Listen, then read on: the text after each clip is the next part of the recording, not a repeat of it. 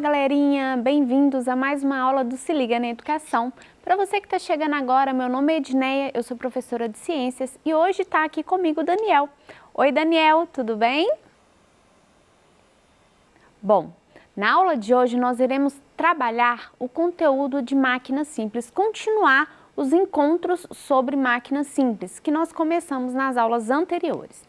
E para isso nós vamos ver então polias e roldanas. Se vocês não ouviram falar esse nome ainda, provavelmente vocês já até viram como é uma polia ou roldana. Os nomes são sinônimos, é o mesmo objeto, mas podemos utilizar esses dois nomes. O que importa é saber para que ele serve, ok? E como ele funciona. Então, essa aula vocês encontram lá na semana 2 do PET, volume 4, né, do quarto bimestre, do 7º ano do ensino fundamental. Então, para essa aula, nós vamos continuar trabalhando a habilidade que é de discutir a aplicação ao longo da história das máquinas simples e propor soluções e invenções para a realização das tarefas mecânicas no nosso cotidiano.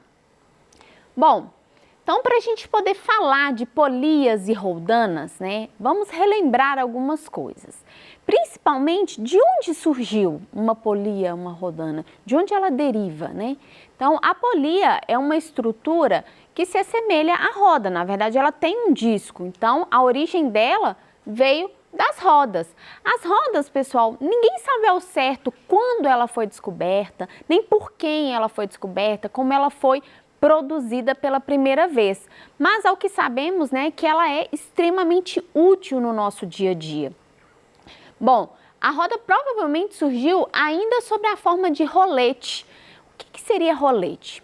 Sabe, nos tempos mais antigos, quando as pessoas queriam transportar objetos muito pesados, eles utilizavam os troncos de árvores, colocavam vários troncos por debaixo do objeto e iam rolando esses troncos, né, por forma de rolete. E aí conseguiam mover grandes objetos, pedras, corpos pesados que eles não conseguiriam mover com uma força normal, né? Uma força de uma pessoa sem ajuda de uma máquina simples para poder promover o movimento desse corpo. Então, as rodas surgiram inicialmente a partir disso, de troncos de árvores, né? Então, a primeira vez, os primeiros relatos que se tem é que as rodas vieram de troncos de árvores ou então pedras, como essa na figura aqui, ó, um primata fazendo uma roda por meio de uma pedra, né, esculpindo essa roda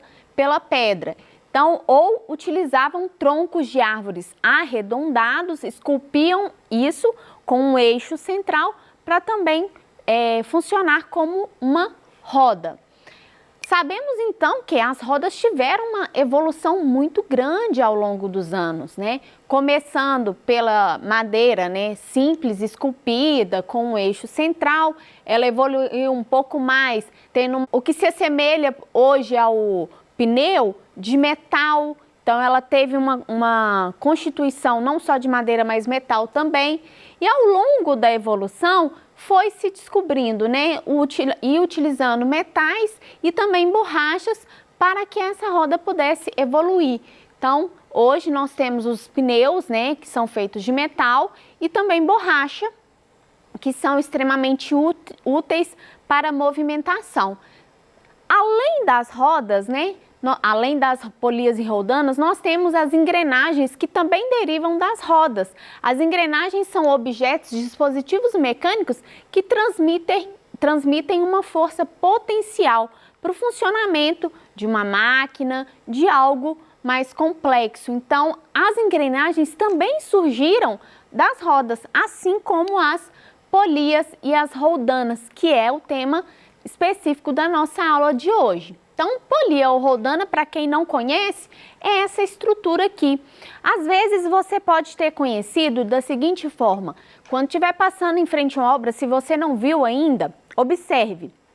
Às vezes, quando a gente está passando em frente a uma obra em construção, você pode ver que tem um balde, né, cheio de cimento, areia, brita, uma corda, e lá no alto vai ter uma estrutura dessa aqui, ó, que é conhecida como polia. E aí a roda passa por dentro da polia e do outro lado tem uma pessoa puxando para que esse balde seja elevado até a altura desejada, levando então o material que estava lá embaixo, que vai ser utilizado nessa obra. Então ela é muito utilizada para isso. Se você não viu então passando numa obra, observe na próxima vez que você estiver passando em frente, se existe essa estrutura. Geralmente elas ficam bem próximas assim na porta. Outra forma de visualizar isso, que é um pouco menor, mas também é muito comum, sabe aqueles varais de teto em apartamento, em casas, que tem as cordinhas que a gente puxa para elevar o varal? Então, são estruturas fixas no teto, né, que ajudam, são estruturas muito parecidas ou iguais a essa daqui, só que em tamanho muito menor, que vão ajudar a elevar esse varal para ele ficar acima e secar lá a sua roupa. Então, se você às vezes mora num apartamento, tem um varal desse e nunca reparou, vai lá, verifica que você vai ver essa estrutura aqui puxando, né, elevando o varal para cima. Então, para que serve essa estrutura? Como eu acabei de dizer, elas vão movimentar, seja elevando o material ou abaixando esse material. Então, ela vai fazer o quê? Movimentar, deslocar ou de cima para baixo ou de um lado, né, da esquerda para a direita. Então, as polias e roldanas, elas servem para mudar a direção e o sentido, né, subir ou descer objetos, mudando o sentido da direção. Se vocês não lembram ao certo o que é sentido e direção, vamos relembrar esse conceito aqui agora? Sentido, pessoal, é quando eu movimento, né, da direita para a esquerda, na horizontal, né, ou de cima para baixo. E direção é vertical e horizontal. Então, quando eu mudo a direção, eu vou mudar ou no sentido horizontal ou na vertical, podendo ser, por exemplo, na diagonal. Se eu estiver falando de sentido, eu vou trabalhar dentro da direção. Então, no sentido horizontal, eu vou movimentar, por exemplo, um objeto da esquerda para a direita. Se eu estiver falando da vertical, eu vou movimentá-lo, né, no sentido de cima para baixo ou de baixo para cima, ok? Esse aí são os conceitos básicos de sentido e direção. Então, as polias e roldanas, elas servem para isso, para modificar o sentido ou a direção de um objeto, de um corpo, né?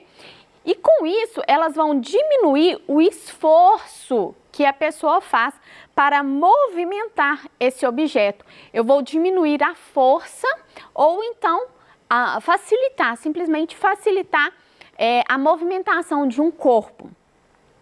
E aí eu tenho aqui, por exemplo, duas figuras mostrando as diferentes polias, porque eu posso usar só uma, mas eu também posso associar várias delas. E aí a gente vai ver a importância e qual é a utilidade de se utilizar mais de uma roldana móvel, né, que a gente chama dessa forma. Então, as roldanas, elas podem ser de dois tipos: fixas, quando elas são presas em um ponto de apoio, ou então móveis. Nas roldanas móveis, nós temos o movimento de translação. O que é isso, professora? A translação nada mais é do que o movimento paralelo. Então, essa roldana consegue movimentar, deslocar-se paralelamente com relação ao objeto ou à roldana fixa. Já a roldana fixa, ela serve somente para mudar a direção ou o sentido do objeto. Então, nas roldanas fixas, além dela mudar o sentido e direção, eu não vou ter uma diminuição da força que eu vou exercer sobre aquele objeto para movimentar. A força vai ser a mesma. Então, o esforço que eu vou fazer é o mesmo. Porém, pensa comigo, é muito mais fácil se eu pegar, por exemplo, uma caixa com o auxílio de uma roldana, um peso. Vamos imaginar aqui uma caixa. Pensa aí, cria uma caixa aqui no meio dessa sala. Dependendo do tamanho dessa caixa e do peso dela, eu não vou conseguir simplesmente pegar e movimentá-la. Eu posso até machucar, lesionar a minha coluna por causa desse movimento. Agora, eu posso utilizar uma roldana que vai facilitar. Eu vou ter que usar a mesma força, né, a mesma intensidade de força que eu fizer para pegar esse objeto, eu vou fazer com a roldana. Entretanto, ela facilita a movimentação que eu vou fazer para movimentar esse objeto, ok? Então, quando se trata de roldana fixa, você não tem um movimento de translação, de rotação da roldana. Perdão, não tem um movimento de rotação, ela vai girar, ela não vai deslocar paralelamente, ok? Então, essas roldanas são úteis, as fixas, principalmente para mudar o sentido ou a direção de determinados objetos. Mas, como eu falei, a força motora que eu aplico sobre ela não vai ser diferente. É a mesma força que eu vou usar se eu não estivesse usando a roldana. Tem um aparelho na academia, que eu não me lembro o nome, mas que você faz um movimento, né, de flexionando o braço. E quando você faz esse movimento, no aparelho nós temos a roldana para facilitar que você modifique o peso, né, facilitar o seu movimento. Entretanto, a força que você está exercendo é a mesma, porque não faz sentido, né? Se eu estou fazendo um exercício muito provavelmente para aumentar a minha musculatura, para fortificar a minha musculatura, qual sentido seria se eu diminuísse a força? Seria um movimento repetitivo, mas não seria para benéfico, né? No sentido de aumentar a minha resistência, aumentar a minha força muscular. Então, na academia a gente tem essa estrutura roldana no aparelho que permite você fazer esse exercício facilitando a movimentação, mas a força que você vai exercer é a mesma.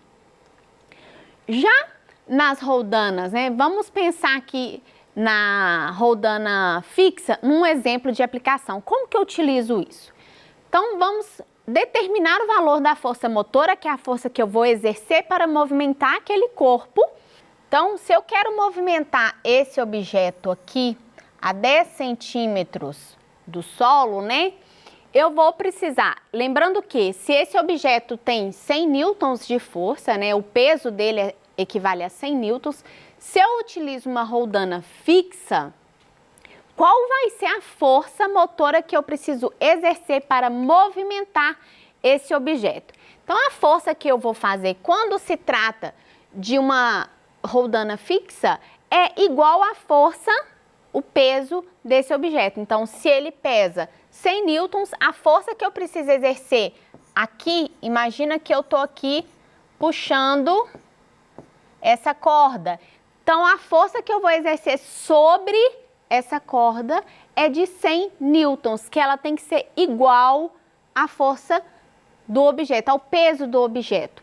Mas a força motora, né, da roldana, ela precisa ser dupla, ela precisa, no caso aqui, sustentar o peso do objeto e sustentar a força que eu estou fazendo. Então, ela precisa ser 2 vezes o valor da força que eu estou aplicando. Se eu estou aplicando 100 newtons de força motora para mover esse objeto, a força motora da roldana vai ser igual a 200 newtons, ok?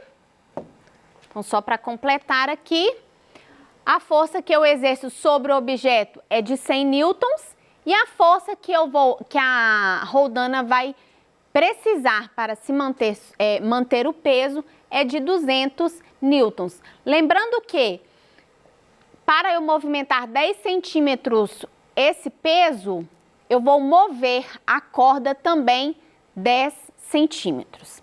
Agora, nas roldanas móveis, né, que elas conseguem realizar um movimento de translação, diferentemente das fixas, elas não vão mudar só o sentido, elas vão diminuir o esforço que eu irei fazer para movimentar esse objeto.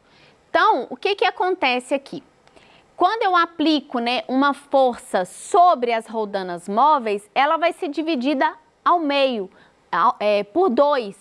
Então, se eu estava aplicando uma força de 100 newtons para mover aquele objeto, quando eu utilizar roldanas móveis associadas à roldana fixa, essa força vai ser dividida ao meio. Ou seja, se eu quero movimentar aqui o objeto novamente de 100 newtons, mover ele a 10 centímetros do solo, utilizando uma roldana fixa, ou seja, ela tem um ponto de apoio, está presa lá no teto, e uma roldana móvel, na qual vai fazer o movimento de translação, né, um movimento paralelo. Então, imagine, se esse objeto pesa 100 newtons, a força que eu vou ter que exercer aqui, ela sobe, né, aqui até a roldana, chega aqui, eu tenho uma corda que vai para cá, para a roldana fixa, e a outra corda que vai para cá, que é a que eu vou puxar, correto? Então, quando ela chega aqui, se ela é 100 newtons, eu distribuo, passa 50 newtons para cá e 50 newtons para a cordinha que vai para o lado de lá. Sendo assim, a força que eu vou aplicar quando eu utilizar roldanas móveis é dividida por 2. E assim acontece sucessivamente. Quando eu utilizar, por exemplo, mais de 2 roldanas móveis, eu vou dividir isso por 4. Então, vamos pegar mais um exemplo aqui. A associação de várias roldanas, né, eu consigo diminuir ainda mais a força, o esforço que eu vou fazer, sendo possível mover objetos muito pesados através da utilização da associação de várias roldanas móveis, né? Então, vamos pegar um exemplo aqui. Se a gente associa 2 roldanas móveis, roldanas ou polias, nós vamos ter que na primeira, a força motora vai ser dividida por 2. Eu pego a força resistente, que é a força do objeto, né? Divido por 2. Agora, se eu estiver trabalhando com 2 roldanas móveis, eu vou dividir essa força pelo número de polias, o número de roldanas que eu preciso. Então, a força da roldana vai ser igual à força resistente, que é a força do objeto, dividido por 2 elevado a n, uma vez que n aqui é o número de roldanas que eu tenho associadas. Então, se eu utilizar 2 roldanas móveis, eu vou elevar esse número, né, esse 2 ao quadrado. Então, eu vou ter força resistente dividido por 4.